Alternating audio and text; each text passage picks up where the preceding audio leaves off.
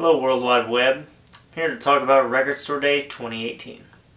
Alright, we're a little over a month out from Record Store Day 2018, and I've been looking over the list since it was released about a week ago, and I gotta say, it's a pretty standard list for me.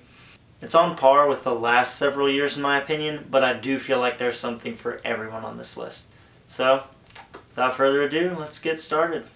In the week leading up to Record Store Day, you can make a few calls to your local record store and see if they will tell you what they have and what they don't. They might not.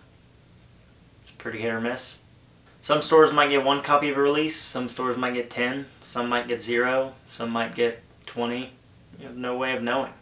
You can try and call, but they don't always want to tell you whether they get something or not. Some will, some won't. Typically every year there are a few items that scalpers and collectors are going to go after, and this year's no exception. I see the Led Zeppelin release and the Pink Floyd release being bought out pretty damn quick.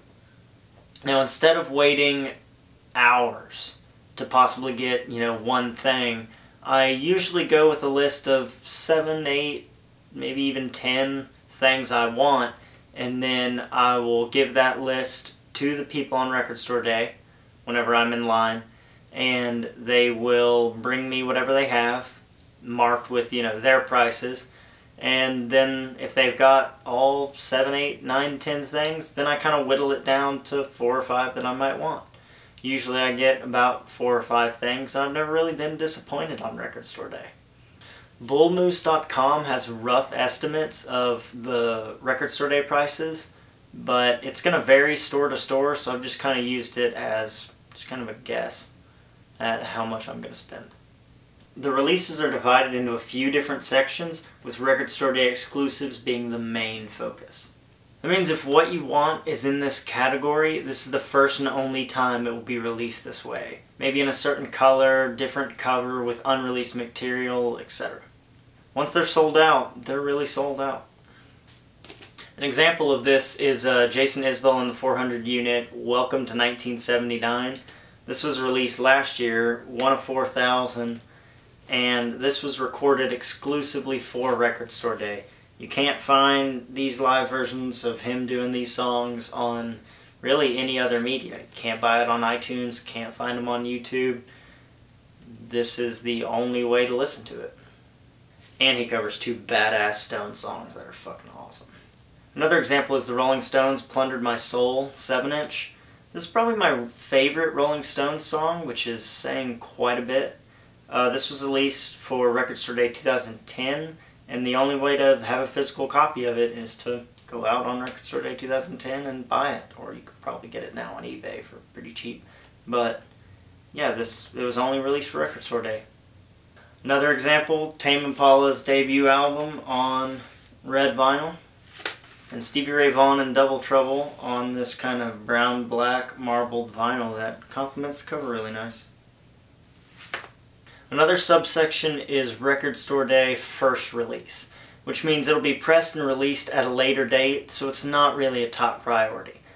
The Record Store Day first releases might be in a certain coloring, they might be numbered or signed or whatever, but usually they're not a top priority since you can get them further down the road. The third subsection is Record Store Day limited run and regional focus releases. These are things that might not be nationally released or are just in very limited quantities, usually under 1,000 and sometimes way under 1,000.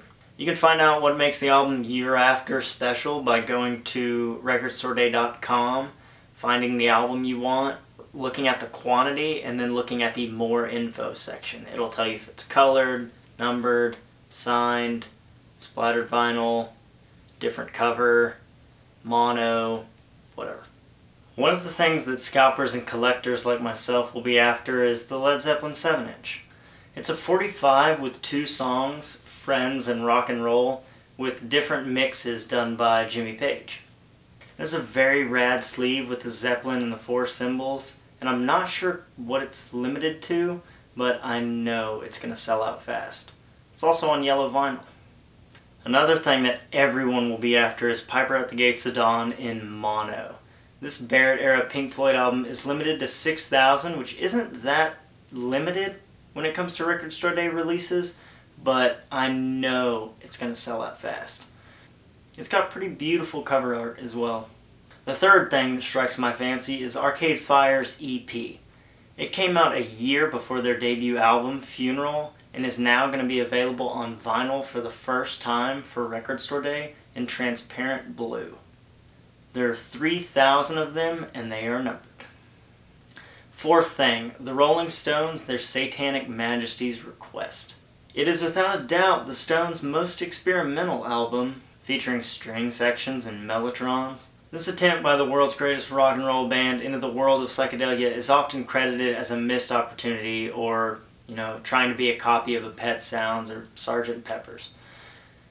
But there's no denying the first pressing cover of Satanic Majesties is better than both of those. It is limited to 3,500 on colored, splattered vinyl, and I sincerely hope it comes with the lenticular cover art that was on the original pressing. Now the fifth thing I'm after is Mac DeMarco's Old Dog demos. It's limited to 2,500 and one side features demos while the other features instrumentals and there's an unreleased B-side. Another thing I'm after is Complete Clapton by Eric Clapton. This 4LP compilation houses 36 of his songs spanning from 1968 to 2006. It's got material from Cream, Blind Faith, Derek and the Dominos, Clapton's solo career, as well as songs with J.J. Cale and B.B. King. It also comes with a limited edition 45 single. It's limited to 3,000, and I don't think people will be after this one as much as the previous ones I named, so you're telling me there's a chance. The next thing I'm keeping an eye out for is iconic performances from the Monterey Pop Festival. It's got songs by Otis Redding, Buffalo Springfield, Hendrix, Big Brother and the Holding Company, Jefferson Airplane, The Who, Simon and Garfunkel, and several others. It is a limited release, however, with only 1,000. It's a double LP on red and yellow marbling, and they're all numbered. Another thing is the Cheech and Chong Up in Smoke 7-inch. I'm mainly after this because it's a pot-shaped single, and I think that's absolutely hilarious. It's limited to 4,000. Now, some things I might skip out on are going to be in this section of the video, starting now. The Allman Brothers Band live at the Atlanta Pop Festival in 1970. Now, I absolutely love the Allman Brothers Band. I think Duane Allman is probably one of the greatest guitarists, if not the greatest guitarist to ever live. But this is a RSD first release, meaning it will come out later on in the year. Another thing is the Johnny Cash 50th anniversary box set of At Folsom Prison. My main fear with this one is that it will be way too expensive at my local record store. I love this album and it's only limited to 2,500, unfortunately. Luther Perkins on this album is just absolutely phenomenal. Of course, Folsom Prison Blues is the standout track on this album, but Cocaine Blues is a personal favorite.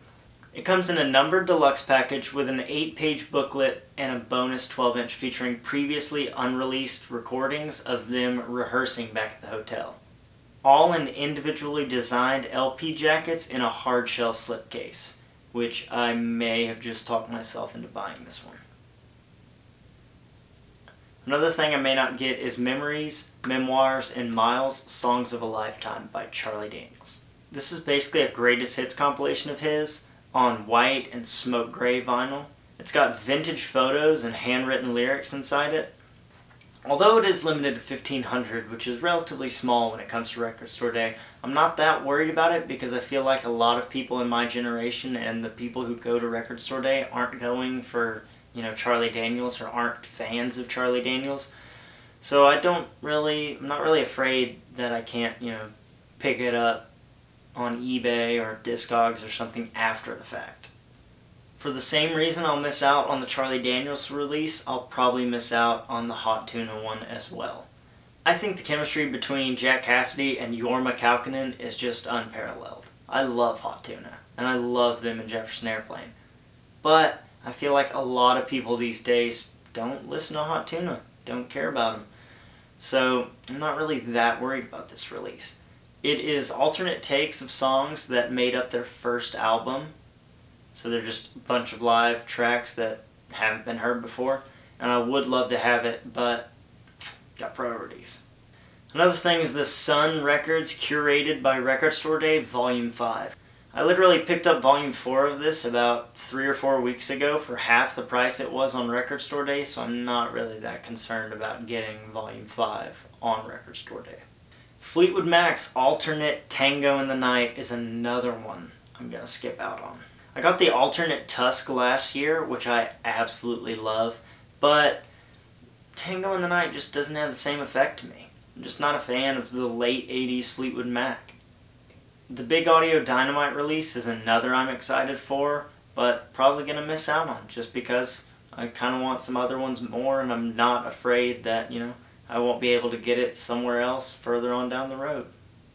One thing I had on my list before it was removed, and this has never happened on Record Store Day with me, is the Jason Isbell and the 400 unit live at Twist and Shout. I wonder if this has something to do with him coming out and saying, hey, don't buy my Record Store Day EP, it's not that good. So they just stopped production of it. But I was actually really excited for it. I love Jason Isbell, I love him live. His Live from Welcome to 1979 release last year is probably one of my favorite albums. Live from Twist and Shout was his first EP from 2007, and it was going to be on vinyl for Record Store Day for the first time. But since he came out and said those things, and it's off the Record Store Day website now, I guess it's not getting a release, which kind of blows. Now, some other things I would recommend are, if you're after something that you just have to have, get there early. I will be at my local record store at probably 4:35 a.m. and they don't open until 10:30. Now, if you're going to Amoeba, you're going to want to get there the night before. If you're in New York City, you're going to want to find out what record store you're going to and get there really early. But as for me, I'll get there at 4:35 a.m. Get some Shipley's Donuts, bring me a chair, have a good time. Another thing I'd recommend is bringing a packable chair, headphones, a book if you're into reading, because you're going to be there for several hours and it's going to get pretty damn boring. Another thing you can do is bring a friend. Sometimes waiting in line for several hours by yourself is pretty god-awful, so having a friend there can lighten the mood. Someone to talk to. You can also make friends with people in the line while you're waiting, which, you might as well. You're going to be there for hours. Might as well be social.